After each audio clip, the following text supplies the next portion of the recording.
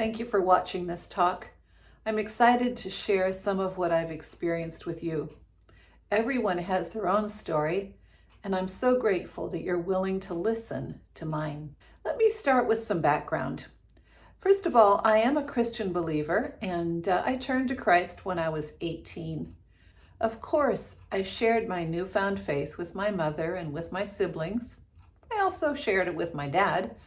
He agreed with me that there must have been a creator, but he said, no, that creator is not personal. And I tried to tell him again and again, but it was to no avail. This verse, Matthew 18:12, means a lot to me.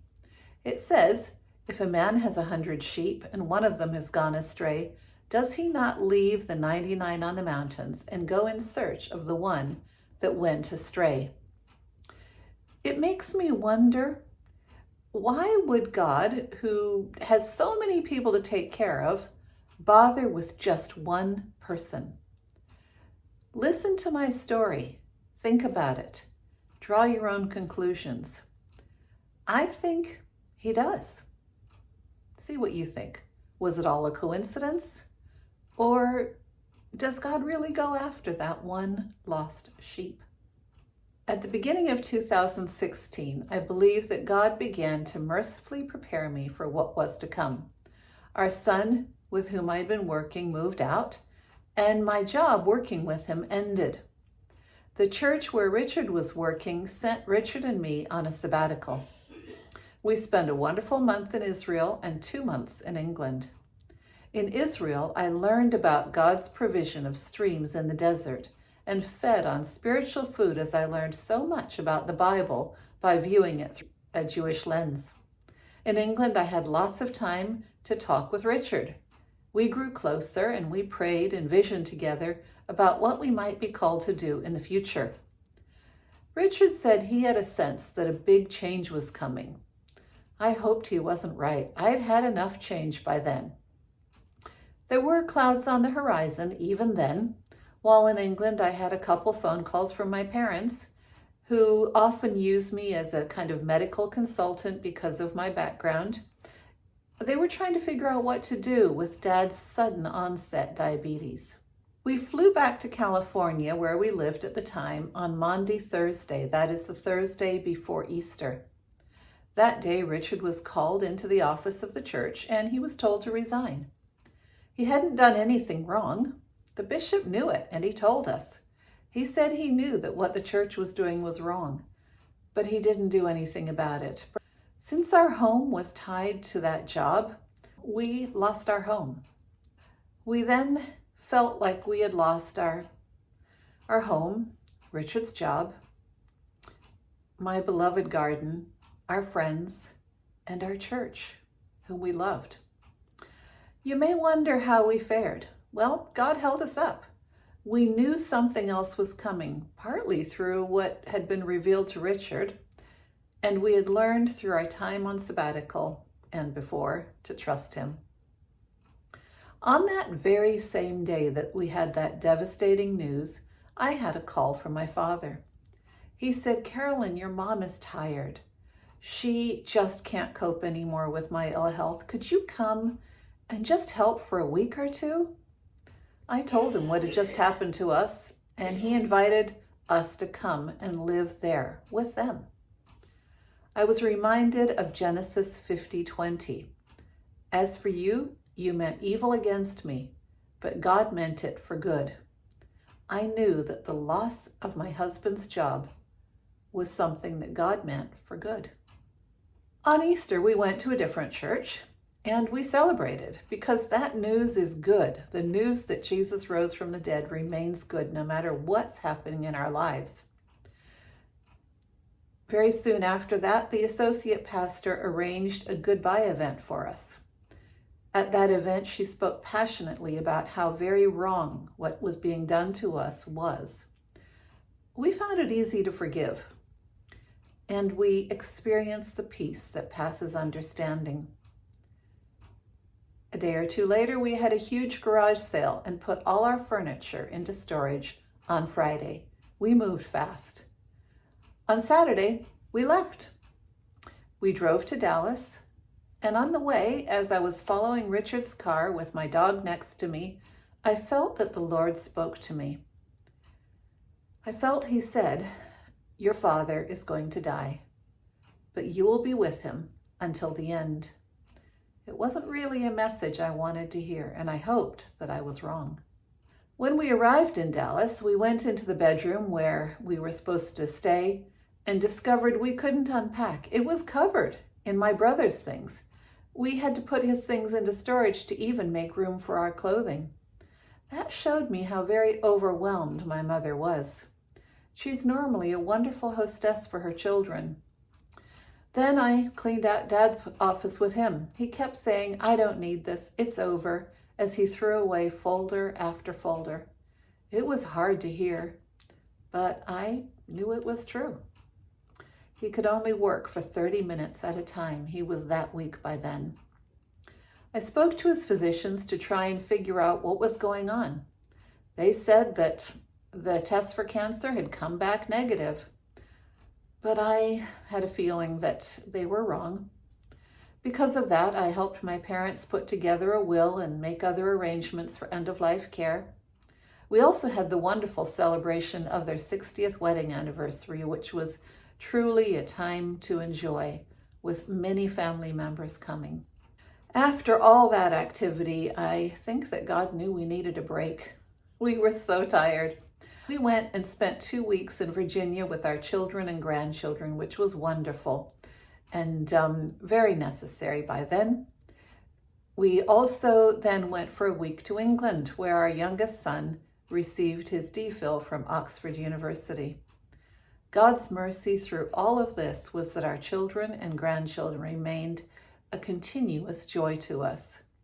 I was reminded of Psalm 127, verse 3, "Children are a heritage from the Lord." In July, when we got back, I noticed Dad was going downhill. Because I suspected what was wrong, I began watching for jaundice, and it happened. Here's where my doctorate came in handy again. The hospital, when we phoned, said, "We'll schedule him for surgery in September." I protested.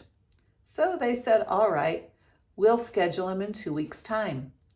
I knew he would not survive until then, so I called his surgeon using my title, Dr. Crocker.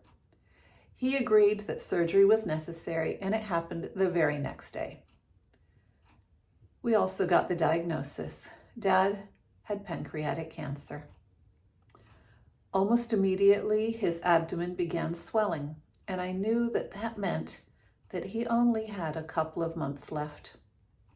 I was so grateful that the Lord had helped me get him into early surgery, because that meant that all his children and his grandchildren could come and see him, which was his dearest wish. He loved having his kids around him.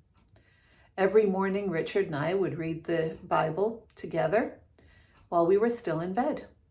It had a direct application to us, and it was our spiritual food. Every night we prayed for Dad with laying on of hands. He still didn't believe, but he tolerated what we were doing, and sometimes he even asked for us to do it. Meanwhile, our personal losses continued. My car was in the way in the driveway, and so our youngest son drove it to Virginia, where it was damaged. Now I had no car. Richard's car broke down. We had it towed away. Now we had no car at all. Our dog was in the way because there was a lot of work to do with caring for Dad's. He had medical and physical needs, and there were a lot of people visiting in the home, and we had to take care of those as well. So we brought Clemmy to a friend who graciously took care of her for us. Dad noticed how everything was being stripped away from us, even as Richard applied for job after job after job and was turned down. Dad noticed, and he surprised me by saying, "I'm praying for Richard to get a job." I told Dad, "Don't worry, God brought us here for a purpose. Richard will get a job when that purpose is finished."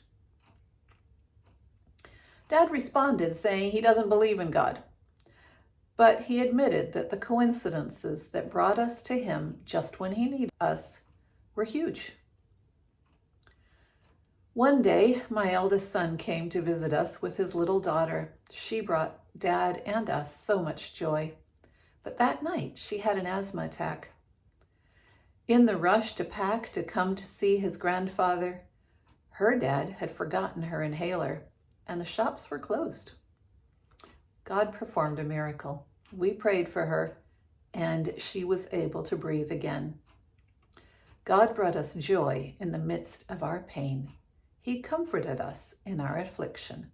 2 Corinthians 1, verse 4.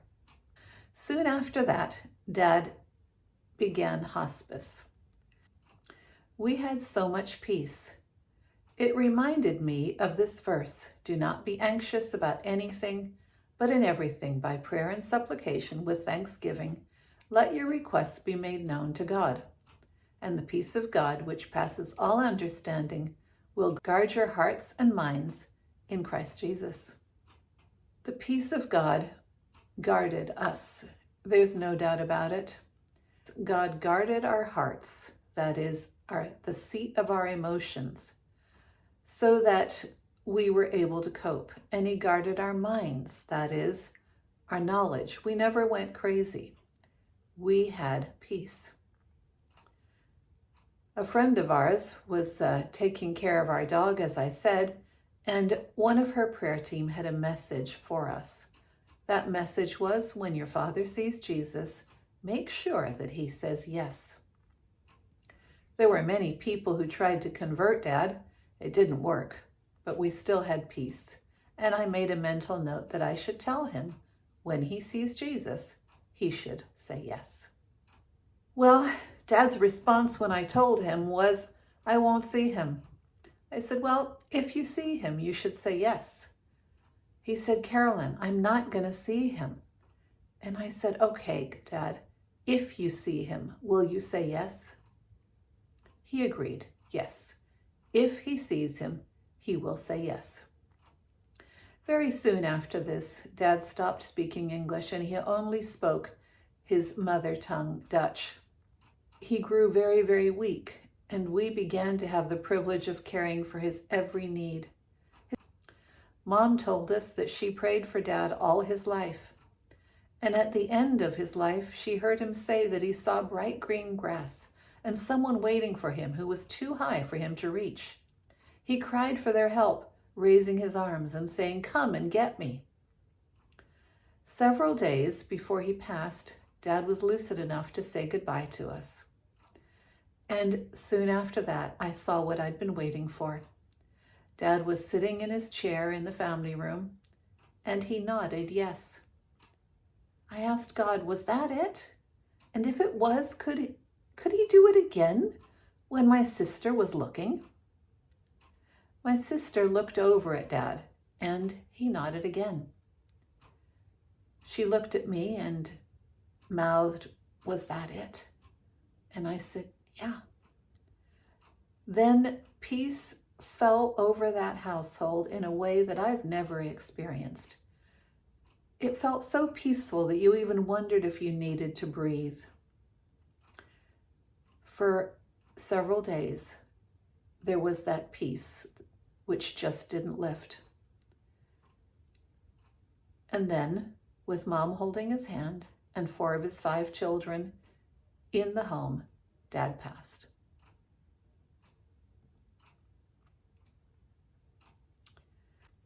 Well, my job was done. Richard was offered a job about a week after Dad's death and before Dad's funeral. We had a rental home in Virginia. Our renters moved out. One of our 3 sons gave us a car, which he'd repaired. Richard and I began working together, leading an international ministry that meant we got to travel the world. It was amazing. And when that job ended, Richard found a job teaching high school, and I started back teaching at college. But I also received a call to write. Best of all, Dad's in heaven. Well, as part of my call to write, I first wrote my mother's story, Brave Face, together with her during COVID. Then I retired from my job teaching and wrote Dad's story based on letters, documents, interviews, and research. The amazing thing I saw was that God never gave up on Dad. He did indeed seek his lost sheep all his life. There were so many places where I saw God touching my father's life. I noticed that God was knocking on Dad's heart. And if you read the book, you'll find the same thing. What I've learned through this experience is that God loves and loves and loves. He loves extravagantly. He never gives up on us. Think about this talk and think, could it be true? Is it really true that God keeps on seeking after his lost sheep?